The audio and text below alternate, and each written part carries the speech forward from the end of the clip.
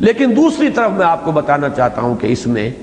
جو تفریط ہوئی ہے ایک اور پہلو سے، بلکہ افراط کہنا چاہیے، تہجد کے اعتبار سے افراط، یہ تفریط تھی جو میں نے رکھی آپ کے سامنے، وہ یہ ہے کہ بہت غلط تصورات اس کے بارے میں لوگوں میں موجود ہیں۔ نمبر ایک، میں ایکسٹریم سے چل رہا ہوں، کچھ ہمارے ہاں ملنگ قسم کے لوگ ایسے بھی ہوتے ہیں اور ہیں ہر دور میں، جو نماز پنجگانہ سے سروکار نہیں تہجد پڑھتے، اس سے خاص شگف ہو۔ اور میں یہاں دکھ کے ساتھ کہہ رہا ہوں کہ خود علامہ اقبال کا حال یہ تھا،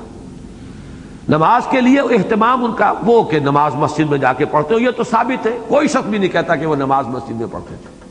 ان کے بیٹے نے بھی روض کوثر میں جو کچھ لکھا ہے، بیٹے سے زیادہ تو قریب سے جاننے والا کوئی نہیں، تو وہ صرف عیدین کی نماز کے لیے کہا، جمعے کی نماز کی بھی انہوں نے صراحت نہیں کی۔ میں یہ گمان کرتا تھا کہ جمعوں کے لیے تو جاتے ہوں گے، لیکن یہ کہ جسٹس ڈاکٹر جاوید اقبال نے روض کوثر میں جو صراحت کی ہے وہ صرف یہ کہ عیدین کی نماز کے لیے وہ ضرور جاتے تھے باجماعت، بس۔ لیکن یہ کہ یہ در حقیقت بہت بڑی، یعنی لیکن یہ کہ صبح جاگتے تھے، صبح کے جاگنے کا ان کے اپنے خطوط کے اندر تذکرہ موجود ہے۔ خیر، علامہ اقبال کا ذکر یہاں آ گیا، اس کو ذرا ایک طرف رکھ دیجئے۔ میں ملنگوں کی بات اس وقت کر رہا تھا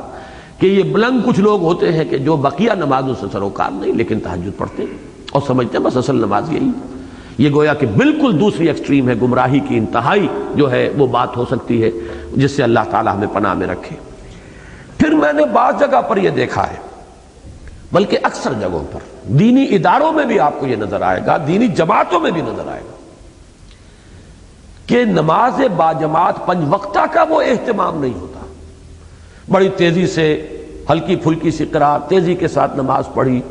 اس میں وہ نہ تعدیل ارکان کا معاملہ ہو رہا ہے، نہ اس کے لیے بعض بڑے بڑے جلسوں میں تو دیکھا گیا ہے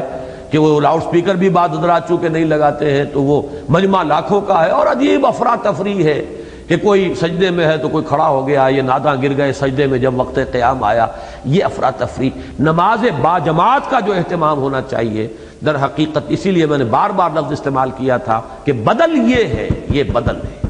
اور اس کی اہمیت، اس کا فلسفہ، اس کی جو بھی اس وقت ایمفیسس ہے ہمارے دین کے اندر، اس کے مقابلے میں تہجد کا کوئی مقام نہیں۔ زمین و آسمان کے فرق کے حوالے سے میں کہہ رہا ہوں کہ جتنا زور اس پر ہونا چاہیے، قامت صلاۃ کا جتنی مرتبہ حکم آیا ہے،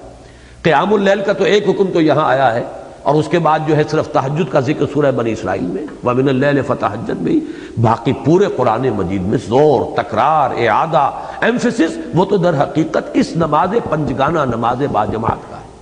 تو اس کی طرف دھیان نہیں، لیکن یہ کہ وہ راتوں کو جاگنے کا معاملہ اور تہجد جو ہے اس کی طرف، وہ بھی اب پسندیدہ شے ہے جو بھی کر رہے ہیں، لیکن یہ کہ در حفظ مراتب نہ کنی زندگی، ریشیو پروپورشن بگڑ جائے گی تو پورا مزاج بگڑ جائے گا، پورا اس کے پھر نتائج اور اثرات جو ہے وہ تبدیل ہو جائیں گے۔ وہ بات چھوٹی نہیں ہے، بہت بڑی ہے۔ پھر ایک تیسری بات کیا ہے جو تہجد کو اپنے اوپر لازم کر لیتے ہیں، التزام کرتے ہیں، وہ تہجد کی روح سے سرے سے ناواقف ہیں اکثر و بیشتر۔ وہ نماز کی تو 8 رکعتیں پڑھ لیں گے جلدی جلدی،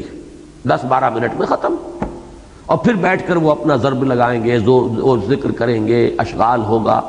حالانکہ یہ تو نہیں ہے۔ تہجد تو وَمِنَ اللَّيْلِ فَتَہَجَّدْ بِهِ، اس قرآن کے ساتھ سارا زور بہی پر ہے جو نکل چکا ہے۔ جیسے میں نے کہا کہ وہ زور جو ہے سورہ مزمل کے آغاز میں قُمِ اللَّيْلَ إِلَّا قَلِيلًا نِصْفَهُ أَوِ انقُصْ مِنْهُ قَلِيلًا أَوْ زِدْ عَلَيْهِ وَرَتِّلِ الْقُرْآنَ تَرْتِيلًا، یہ ترتیل قرآن تو تبھی ہوگی جب قرآن آپ یاد کریں، قرآن یاد نہیں ہوتا، لیکن یہ کہ جاگ گئے ہیں، جاگ کر جو جاگنے کی عادت پڑ گئی ہے، ایک خاص عمر کے بعد جو ہے وہ ایسا مشکل بھی نہیں رہتا، نیند کا وہ تقاضا نہیں رہتا انسان کے جسم کے اوپر جتنا کہ جوانی میں ہوتا ہے۔ پھر یہ کہ وہ جاگ رہے ہیں، اور جاگ کر وہ ہے کہ نماز کا معاملہ جو ہے وہ تو ہے مختصر، تہجد ہو رہی ہے، لیکن یہ کہ اس کے بعد اپنے اپنے ذوق، اپنے اپنے جو بھی مشرب ہے، مسلک ہے، ان کے مطابق وہ ذکر کرتے ہیں۔ یہ بھی در حقیقت اصل روح تہجد سے گویا کہ بہت بعد رکھنے والی شے ہے، اس لیے کہ اس میں تو اصل ایمفیسس جو ہے قیام اللیل میں وہ بھی ترتیل قرآن پر ہے، اور یہاں بھی وَمِنَ اللَّيْلِ فَتَہَجَّدْ بِهِ، اس لیے کہ آیت کو جوڑیے تو پہلے قرآن الفجر کا ذکر آیا، اقم الصلاۃ لدلوک الشمس الی غسق اللیل وقرآن الفجر ان قرآن الفجر کان مشہودا وَمِنَ اللَّيْلِ فَتَہَجَّدْ بِهِ نَافِلَةً لَكَ عَسَىٰ أَن يَبْعَثَكَ رَبُّكَ مَقَامًا مَحْمُودًا۔